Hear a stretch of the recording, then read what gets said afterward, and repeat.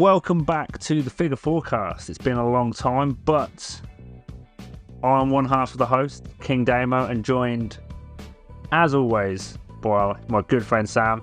It's been a long time, Sam, but how are you doing? I'm good. Not a lot's changed. It's been a long time, but not a lot's changed. With me, personally, a lot has changed in the wrestling world. Yeah, For sure. How are you? I'm pretty good. As you said, not a lot has changed, but we've progressed quite drastically in the world of wrestling. Yeah. I'm trying to think in my head what was going on when we last got together to record. And I think, like we're saying before we start recording, is around SummerSlam time. Yeah. Ish. But I can't even remember SummerSlam. I can't really remember what was happening around then.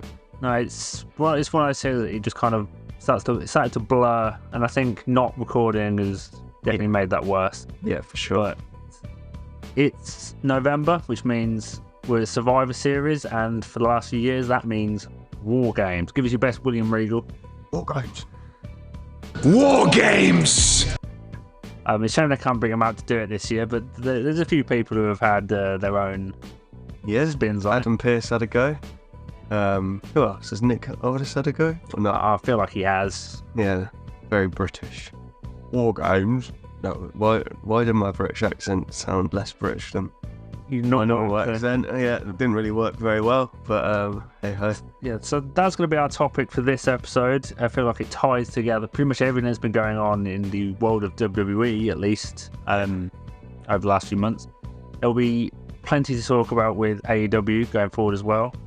Have you watched this week's big AEW show? Full Gear. Full Gear. I've not watched all of it. I started watching it earlier. I've seen some clips, so there'll be definitely some stuff to talk about. I know what's coming happened, forward, and it seemed like a good show altogether. Yeah. Even though, if in general I'm feeling a little bit lower on AEW than I possibly ever have, but we'll maybe get into that in time. Yeah. Let's start with the women's WarGame match. You have to say WarGames, like William Regal. I'm not saying it every time. I'll dub him in. WarGames! We have the new and improved damage control, or for how much longer there will be damage control remain. How long?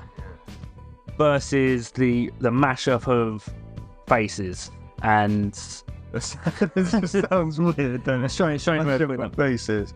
Face merge up. currently 4-on-4. Not sure whether to expect an additional member for each team, but we will see in the next week. We're recording this before Monday Night Raw and SmackDown this week. I don't think be coming out on the Friday. Yeah, if I was a betting man, I'd say there's not going to be another person just because Dakota Kai's injured. Yeah, if she is only still injured on TV, if she's able to be back, we won't know. But I think 4-on-4 makes sense. Yeah. Personally. But it's a match I'm definitely looking forward to. Yeah. I really like the story, the way it's developed with Kairi Sane coming back into the frame and aligning with Io Sky, and sort of the ramifications that has for Bayley in the group. Yeah. There seems to be a bit of a power shift. They've kind of been teasing Bayley leaving the group. Did they show it on SmackDown, or was it on something else to be put out, whether it was Bayley that it injured Kairi Sane when she left WWE? Which is quite an interesting story point. It knits it all in really well. This week on SmackDown, we opened with Asuka being brought into the new damage control, but they very much felt like the dynamic was only to appease Bayley, that she wasn't actually in control. They just wanted to make her feel in control. Yeah. So we fully expect to see that blow up either at WarGames or immediately afterwards. I think a Bayley face turn is going to be really good. I think her heel character has kind of gone a little bit stale. They've done as much as they can. I hope they do it in a similar vein to the Jey Uso face turn, where the other faces are still a little bit unsure. Yeah. But I think that's kind of what you have to do in this kind of situation. The former heel is going to have to prove themselves. Yeah, I think that would work quite well with Bayley. One line I really liked from a couple of weeks ago was when they were going to hug it all out. Kairi Sane and her hug out, and she went, "Oh, I don't do that anymore." You might have missed that, but I don't do that anymore. I thought that was really cute. That was a nice way to do it. But yeah, the dynamic in this this match. Well, this group is cool. I like the dynamic, the way it's going. They've certainly done it for over quite a long period of time, actually. Because from what I remember, they were kind of teasing splits or some sort of dissension in the group back when we went to Clash at the Castle. So around that sort of time, maybe not. No, that is, they hadn't come back at that point. Yeah, they had. Not at Clash of the Castle. They came back at SummerSlam, which was after. All right, maybe. Well, they've done it for quite a while. Is what I'm thinking.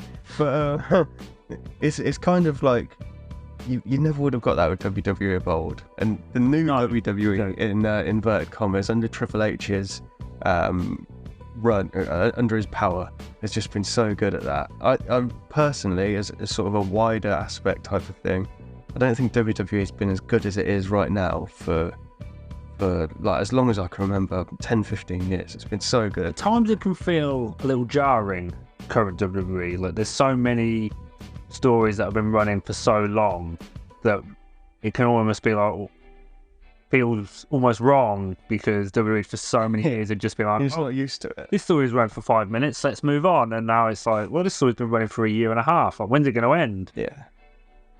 It's definitely better this way. It just feels it shifted so quickly that it can be a bit strange. Yeah. So in this women's war game match, then, think that Damage Control are going to break up in the match, or is it going to lead to the breakup in the not too distant future? I could see a situation where Bayley gets beaten down by one of the faces and the rest of Damage Control just don't help. Yeah. They just let her get attacked, not necessarily leading to the fallout within WarGames, but probably on the following SmackDown. It's going to be interesting if they want Bayley to be the face, which is presumably the way they're going, because Io Sky has a lot of fan backing behind her. And they've got to do it cleverly to get that sympathy for Bayley, which I don't think is going to be particularly hard, because Bayley is loved by probably 90% of the fan base, if not more. It's a shame there's not a UK pay-per-view coming up. Yeah, that would have been perfect. For Bayley, like, the easiest place in the world to turn Bayley face would be in front of a UK crowd. Is there a UK pay-per-view coming up? I don't think there's one. They've got a French one and they have a German one. An Australian one. I don't think they've got any. Maybe not Australia. Might be a bit far for Australia, but France or Germany. We've had two in recent years, so we don't want to get greedy as much as we love having. And we have got All In again. Yeah, which will be cool. So let's talk a bit about the face team in this match. We've obviously got Charlotte Flair, Bianca, Becky, and Shotzi, which seems like a bit of a random one. She's got a history of damage. Yeah, she's got the history of the Damage Control switch. And she's crazy as fuck. I don't know what she's going to do off the top of those cages. People are wanting a Kairi Sane elbow at the top of the cage, which does worry me a little bit. Yeah, I mean, I remember the NXT War Games with the women, Io Shirai, as she was back then, jumping off the top with a bin on her head. That was pretty fun. I mean, that would have been pretty crazy to do that. I think I've seen a thing that she's been in every women War Games match that we've really done. So. I'd say she's probably the best women wrestler that I've got. She's awesome. She's so good. I think she does insane. But yeah, we've got quite an interesting dynamic with this face team. We've got obviously had the reunion of Charlotte and Becky, which was quite a nice moment on SmackDown last time. How do you think it's going to work with them? It's one of those things where they normally end up doing the can they coexist kind of things with friends that have also kind of been enemies. Yeah. They've not really touched on that in the build-up so much. Like, they've all kind of reasonably worked together. The only one that was Asuka, but obviously she switched. She switched sides. That is a hard sentence to say. Like a tongue twister. She switched seashells. Yeah. So I'm hoping they don't do it, and they just let the faces coexist. Yeah. I'm hoping, based on the story, for the heels to win. I feel like that should be the way, especially with this new dynamic, building up the Japanese stable with Dakota Kai as well. Yeah. But It depends though, doesn't it? Because if they're going to break up damage control, do it where Bailey costs them the match. Was it one pinfall in WarGames? Or was it elimination? I can't remember. It's not elimination, no. It's either pinfall or submission. It's just for... Or I'm not sure if I'm getting confused with AEW. It's surrender as well. What they do in their blood and guts. I think that's just the AEW. Yeah, I think that might have been old school WCW as well. So you could have a situation where Bailey takes the fall, and that sets up out, which could work. Yeah, I don't think you damage control in that sense. But if Bailey costs them the match or whatever, I feel like the heels need to stand tall at the end, which they could do by if Bailey takes the pinfall and then the heels just attack her after the match. You still end up with them standing tall. I think WarGames is one of those where no one's going to look bad because you're putting yourself through hell in this match. Like, even if you lose, as long as you get a couple of cool spots, like, you'll be remembered well. So if Dakota Kai is fit and ready to go, they got 5. Who's the 5th member on the face team? Probably Jade Cargill. So that's what I thought in my head, but that's a weird way to debut her. It is, but that's the one that kind of makes the most sense, because they did a thing on SmackDown obviously with a lot of faces in the women's division getting attacked by damage control and like taken out, so they couldn't be a last partner, which is why Becky's come over from Raw. Got you. So they go to Mia Yim. Yeah. I can't remember what. Meechin. And to Zelina Vega. Right. But they both get attacked. Okay. So they are kind of hinting towards the 5th member then. Maybe. Well, that was to set up Becky. At the end of the show, she came out to even the odds. Right. Yeah, it'd be, I suppose, the starters of, if it is going to happen, Charlotte against Jade at Mania, which would be a cool match. The only reason that's thought is because it's normally 5-on-5, and the men's are leading into 5-on-5, but the women seem to stick at 4-on-4. Don't think it takes anything away if it is 4-on-4. It's just, it raises that question of, is there going to be a 5th member, and what they're going to do. There's been talks of WWE signing other women wrestlers as well over the last few weeks. Okay. Some that I don't really follow because they're from they're not in either AEW or WWE, and I struggle to follow some of those other promotions. But there's also that angle of bringing in extra names from that way. But I don't think they're going to do that. But there's a lot of options if they did want to go to 5. Yeah. Well, one match that we know is 5 on, 4 at the minute. 4 on 5 at the time of recording is the men's WarGame match. Yeah. Now we've had some really interesting developments leading into this one, with Rhea Ripley seemingly sort of palling up with Drew McIntyre and Seth Rollins.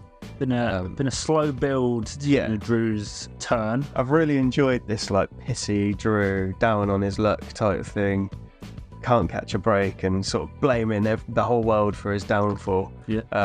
It's been what he's needed. Like you well know that I've not been Drew's biggest fan for quite a while, and it's not necessarily because of him or him as a sort of a performer. It's just he's felt a little bit aimless for me. Like the character's just come to a natural end, so it's really nice to get this fresh start. It's worked in really well with the redemption of Jey Uso, and at the same time like Drew's turn to the dark side sort of thing. Like he is just not willing to accept Jey as being a good guy, and that's kind of pushed him into the hands of Judgment Day now. He's not joining up with them, but they are definitely kind of using him as a weapon. Like they're pointing him in the direction, and he's going to do a little bit of bidding for them. Does this sort of lead into the bit of a power struggle that there's been with Finn Balor and Damian Priest as well? Does this sort of exasperate that? Again, I think the Judgment Day story is one that's gone on for a long time, and it could be nearing its conclusion, or the beginnings of its conclusion. We fully expect that one to be a WrestleMania end point. Could we see Drew McIntyre the new leader of the Judgment Day?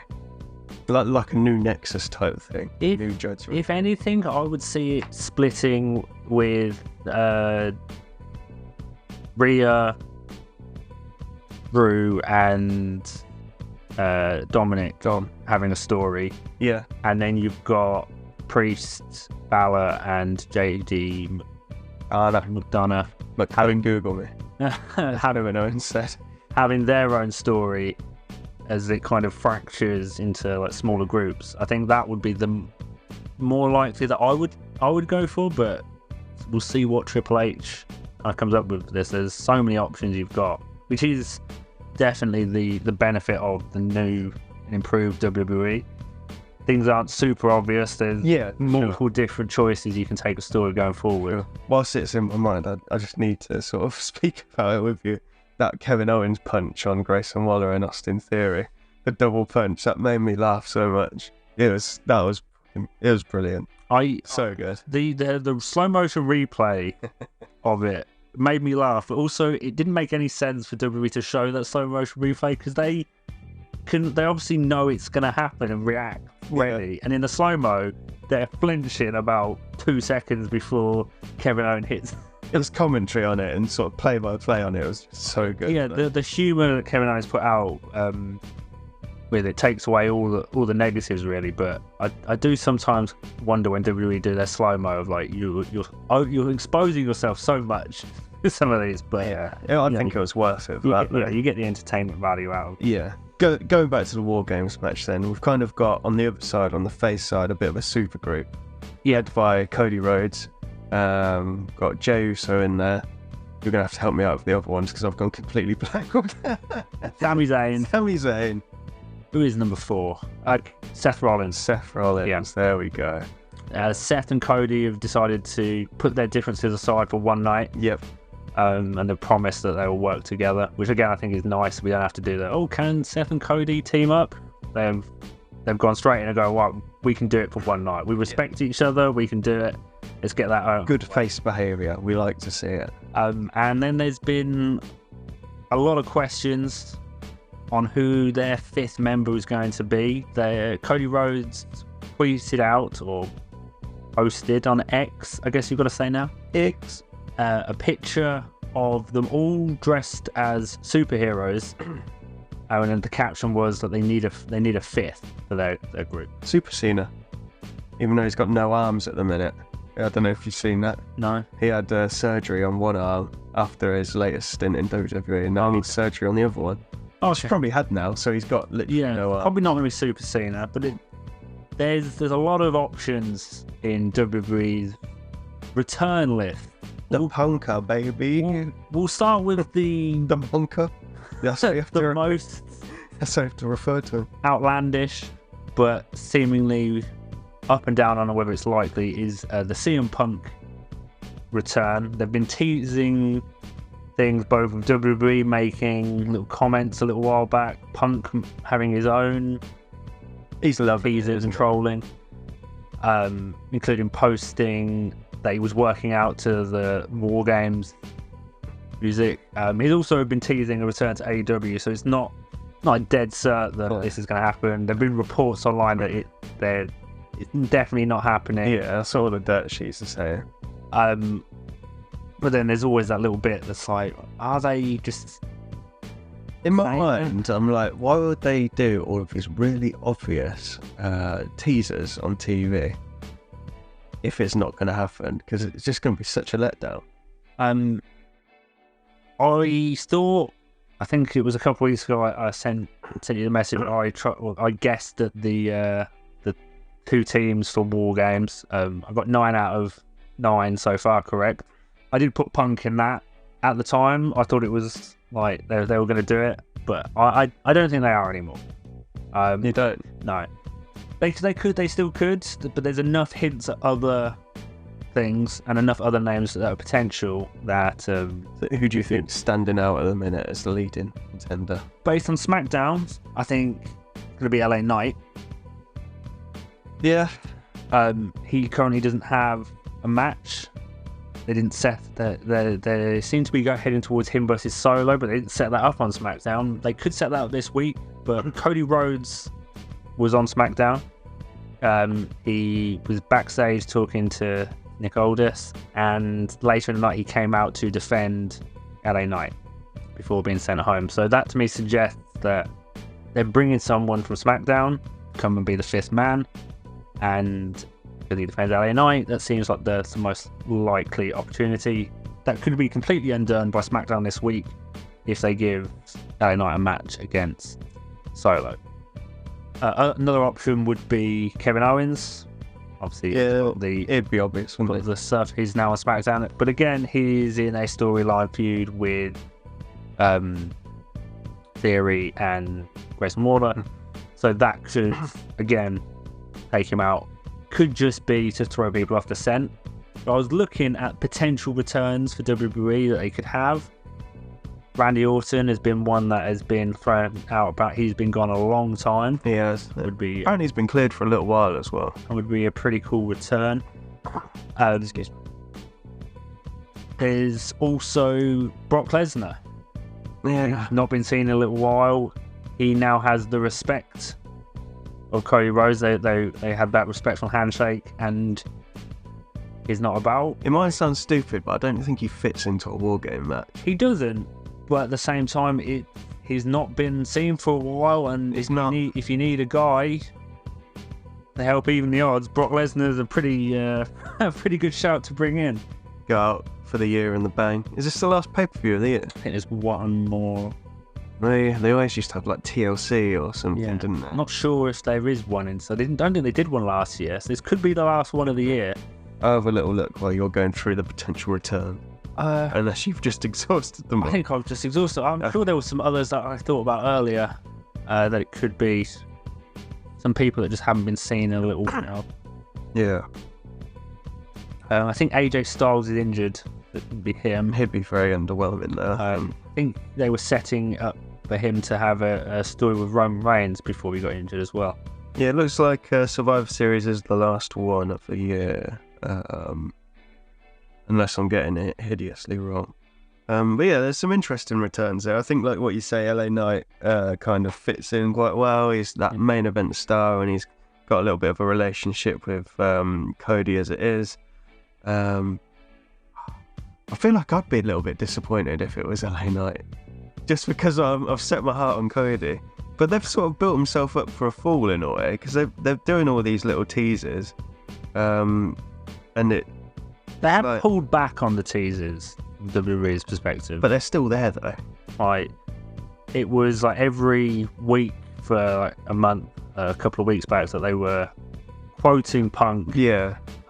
Which could just be them trying to gauge fan reaction. Like, Punk is a very popular wrestler, but he's also a very divisive person. Well, towards the end of his run in AEW, he was getting booed. When he came out at All In at Wembley, he was getting booed. Yeah.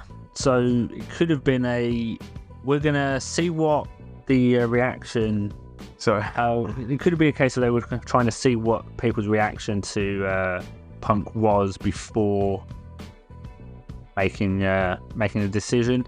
They were making those kind of teasers for Cody before he did, but we got to like the couple of weeks before Cody's debut, we knew it was happening. Yeah. Like, there was no question. So yeah, who knows with this? It's going to be interesting. I think kind of throw a hat in the air and see what a name falls out in a way. Yeah. One person we know it's not going to be is Will Ospreay. Yeah. Who has now officially signed full-time with AEW at the end of his contract with New Japan, which I think ends at the end of this year. So a long way now. But he was being rumoured with WWE for a while. I have just thought of one other name from SmackDown who's not been seen in a while and does sort of fit in with the WarGames thing, and that is Sheamus. Not been seen in a while. SmackDown superstar. So yeah, what is it? Is he injured? He's not been seen since his match with Edge. Yeah. Before Edge. Apparently there was some contract stuff with him though as well, weren't there? Obviously with Drew now being on the other side, bringing in Sheamus kind of fits a little bit as well. Yeah. Some interesting. If anything, it fits more than CM Punk. It does. Right. All the other names, the two that I think most people want to see is either Punk or Orton. Yeah. But all the other names actually make more sense. just a little bit disappointing because we've hyped it up so much. But that's probably our fault, not WWE's. Yeah, for sure. I mean, it's going to be a good card anyway. There's some other really good matches on that card. Miz challenging for the Intercontinental title. Yeah. Which is a really interesting dynamic because he'll pull out his one good match a year. He's been putting in the effort on Raw the last few weeks. Well, he has this like little run once every 2 or 3 years where he goes, "Oh look, I can actually wrestle," and you're like, "Okay," but been booked as a joke for the past. Well, when you look at it as well, arguably of the modern day, the two most important Intercontinental champions. Yeah, like I say, he did bring a little bit of prestige back to it back in the day. Yeah, and now Gunther's had this record-breaking run, but yeah, we know which way it's going to go. I mean, we're pretty sure. I'd bet you whatever you wanted that Gunther's winning that. I would, in reason. I'd never rule it out 100% with WWE. I would. With this WWE, I've got faith in them that they wouldn't make a mistake like that. Saying that, they had Roman win at Mania. But now knowing that Vince was kind of back in, but I don't know. Who knows? He's just sold off a load of shares and he's got even less control of WWE. What a segue that was. Yeah, like 25 million worth of shares or something. So yeah, he's no longer in the day-to-day running. From what I was reading, is it TKO, the people that own it? The higher up than that didn't want Vince to be anywhere near it, pretty much. Which is weird, because all the stories when they bought it was that they wanted him to be sort of the face of it again. Well, I mean, it sounds a bit like they were just saying that to get the deal passed. Yeah, maybe. Or maybe it's just a case they thought, oh yeah, like, they sort of Vince McMahon of the past. And then they get to work with him, realise he's batshit crazy now, and how I can't do this. Maybe. Yeah. Who knows in the world of business what decisions are being made, but it was a little bit bumpy when Vince was making decisions over the telephone.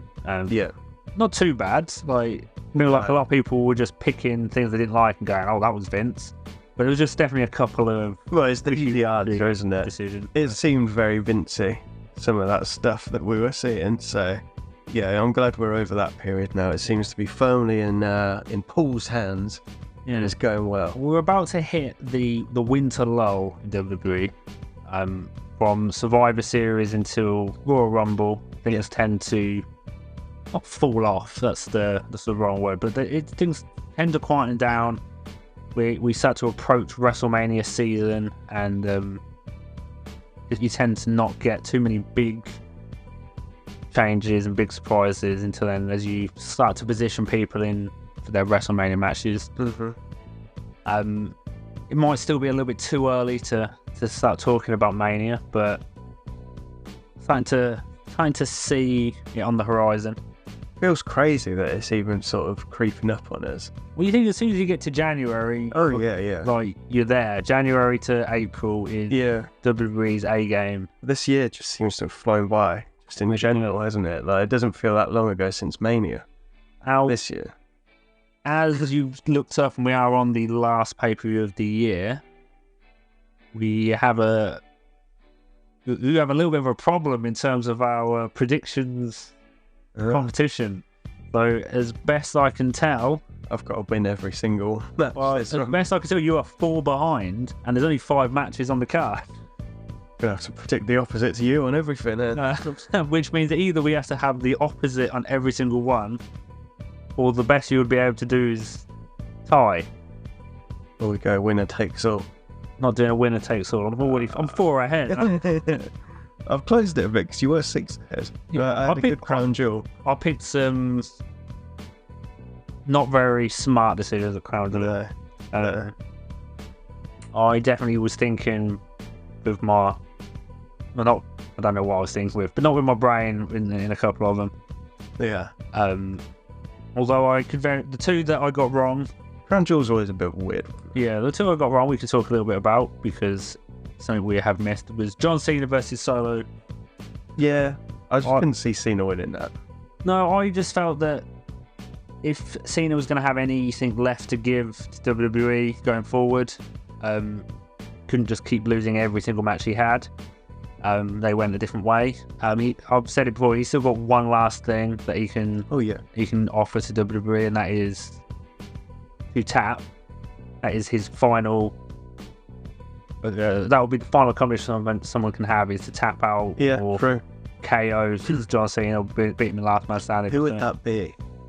I don't think there's really a submission specialist in WWE now, is there? I think so. The last one I can think of was Daniel Bryan. But anyway, there was rumours just before that match of on the not on the dirt sheets, just on like people making shit up online of WWE giving Cena a world title now that Ric Flair is joining AEW, which would have been funny. Maybe they still will. You never know. Maybe. The other one that I got wrong was Drew McIntyre versus Seth Rollins, which in hindsight was the right choice to have Seth win, because now we're getting this nice setup. But I've said it from like match 1 of Seth's title reign, like this did not need to be a long one. No. And I have wanted Seth to lose every world title match he had on pay-per-view since. And I like Seth, he's one of my favourites in WWE. But I felt like while we're having a ridiculously long world title reign with Roman Reigns, having a shorter reign and having a couple of people get to hold that belt and see how they handle that would have been the right decision. Yeah, I completely agree. I just don't. Drew wasn't the right one, but he should have lost it to Finn. Yeah, that first time to Finn. Could have lost it to Nakamura when they were doing the whole got a broken back. He's had the opportunities. It's not been a bad choice. No, Drew would. He would have. We would have a different story coming out of it, but you could have made it work. You would change WarGames. That Drew would have sucked. But anyway, Priest should be champion. Maybe he will be after this week. You never know. That could happen.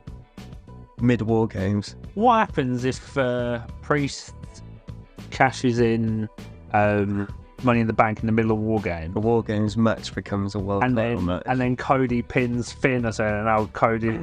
Is Cody then the world champion? Because I'm sure WWE did a tag match for a single title once. They used the US or Intercontinental or something, and like you have. But not even that long ago. It was a couple of years ago. They had Becky and Seth team of Lacey Evans and Baron Corbin. But that wouldn't make sense because it's not like Cody pins Cody. It's not going to be Baron Corbin pins Becky Lynch and is now the women's champion. No. Like, it was like 2 matches blended into one. Yeah. But yeah, I'm sure they did it. It was like the US title where one tag team was the champion and somebody else, and then it was against challengers. Yeah, I think you're right. And the tag team partner got the pin, so like he became the champion. Could be making that. It could be from a video game for all I know. It could well be. It sounds very video gamey. It would be an interesting use of Money in the Bank. It would. I doubt it's good. But it would. have a situation where Priest cashes in, but then Finn gets the victory. And you're saying they were having that problems with each other. Well, that would definitely increase it. So there's a lot could be done for sure. Especially as WWE can make up the rules of how it works however they want. So no real problems there. No. Anything else you want to talk about? I think that's everything with WWE. Is there anything else in the world of wrestling that anything major we've missed over the last couple of weeks? Kind of mentioned Will Ospreay signing with AEW, which was a cool one. I don't really want to talk about Ric Flair signing with AEW. Yeah, it's an interesting one. I definitely feel like we have an episode to come on whether AEW is losing its image a little bit. Like it's not quite the AEW that it was. No, sure. Are they losing their identity? Maybe. Yeah, I think that'll be sort of a more long form chat that we have. Yeah, that might be something to look forward to in the future. Yeah, definitely. Simon Miller made his debut in Impact. Yeah, that was pretty cool. They had a whole thing with UK, didn't they? Because Tom Campbell was unannounced. Yeah, that's right. The ring announcer as well. Yeah, that was pretty cool. So, isn't it going back to being called TNA as well? It is going back to TNA, which kind of got a bit of a buzz there. I'm not sure they'll get the viewership back that they're hoping for, but it's nice that it's going back to TNA. I think that's what people know it as. It's kind of got like a warm feeling in my tummy when I think back to TNA. Yeah. Back in the day.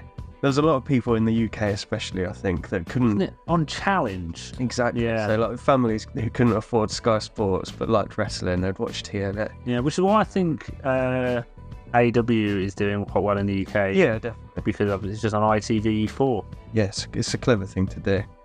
So yeah, that's something to look forward to. Other than that, I don't think much really has been happening other than sort of storyline. I don't think there's anything major. Just the devil in AEW, isn't it? Yeah. Ties back into our Punk Pepsi Phil teases. He put out a WWE video of him appearing as the devil. He had horns and stuff, so he's definitely wanting to keep where he's going. Definitely. If he did go back to AEW, that would be one of the biggest cover-ups that they've done in a long time. Because in wrestling in general, because they had the whole statement of him being fired, Tony Khan not wanting to do it, blah blah. Tony Khan fearing for his life. Yeah, exactly. Because he saw the devil in CM Punk's eyes, you see. Oh yeah, it's all connected. Yeah. Apparently the person or people that are portraying the devil, I don't know if it's one or two based on that statement, but I saw something about the people that are portraying the devil. He's got a bit of a gang as well with him. Are the people that it's going to be revealed as. Okay. So it's not a situation of like it's going to be revealed that it was somebody under the mask, but they were actually in the room at one point as well. It's not going to be one of those kind of bait and switches, apparently. One of the lamer ones that I've seen is people saying it's Mustafa Ali. Because he's kind of had that storyline before. Yeah. The devil's it's kind of like a little bit of a hacker because he just appears on the screen. Never. I don't follow AEW enough to really be able to weigh in on who this might be. I keep trying. I think the coolest one that it would be Adam Cole. Because Adam Cole's got this friendship with MJF, and if it's a case of him betraying MJF, that would be pretty fun. But at the same time, his ankle's imploded, and he's not going to be in the ring for quite a while. Does the devil walk like his ankle is imploded? Well, he doesn't really move, but yeah, no, there's a few ones. People said Jungle Boy, maybe it's Jungle Boy coming back because he's been suspended after the Hunk incident. But yeah, there's a few different ones that it could be. But it's gonna be interesting to see. Of course, find out over the next few weeks. Yeah, but other than that, I think that's pretty much it. Yeah. In the world of the wrestling, Logan Paul. Yeah, Logan US Paul. champion. Paul is now US champion, isn't he? Wow. Wearing it in the shower, and apparently when he's doing it. Yeah.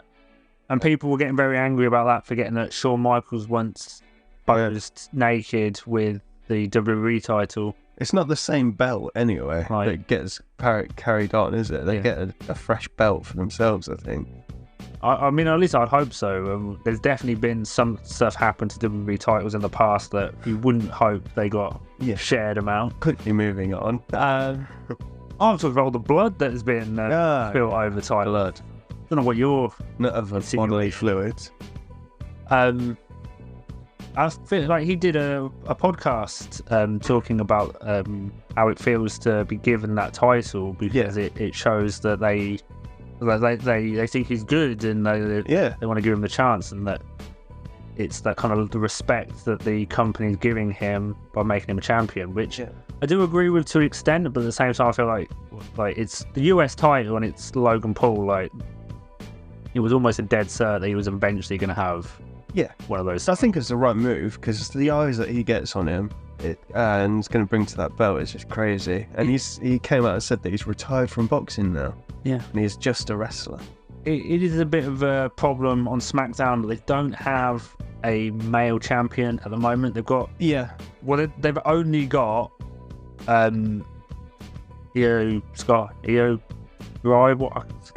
Sky now. Always confuses me.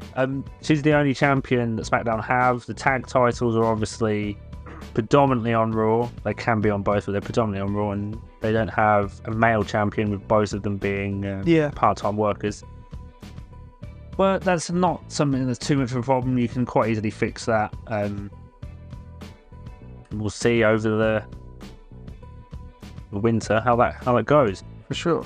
I suppose we should wrap it up with just a little bit of announcements for us, because we're back. We're getting married. Woo. Not that. Damon's pregnant. We're bringing Figure Forecast back. We took a couple of going on tour. Yeah, it was from my house to your house. We're gonna try and do some weekly review type posts, whether it will be short form tweets because they're only 100 characters or whatever, or if it will be little bit longer form posts. We haven't fully decided on, but you'll be able to check those out on all our socials once we get them posted. And hopefully we should be able to maintain a little bit of a clearer recording schedule. We're going to start with every 2 weeks, and then once we start getting the hang of it again, maybe double up recordings or try and record weekly or whatnot and try and do every week again. So that's something for everyone to look forward to. We back, baby. Over winter. Yeah, definitely. It's going to be fun. I've enjoyed this one back. I hope you enjoyed listening to it. And hopefully more to come. Maybe we'll have a festive special. We had an end of year one last year. Yeah. So we can do that this year again. Yeah, and one of us is going to be spray tanned. Yeah. Probably you. You're fall behind going into the last pay-per-view. Probably me. Well, if we do a fancy dress or for New Year's, maybe I can go as an Oompa Loompa. Or as Ross Geller. We'll get you half and half. Or as Ross Geller. Yes. On that note, I think we should say goodbye. So, thank you very much for listening. And over to Damien for the socials. Thank you for listening. If you'd like to keep up to date with all things Figure Forecast, you can follow us on Twitter or X at Figure4UK, on Threads and Instagram at The Figure Forecast, and on Facebook by searching The Figure Forecast.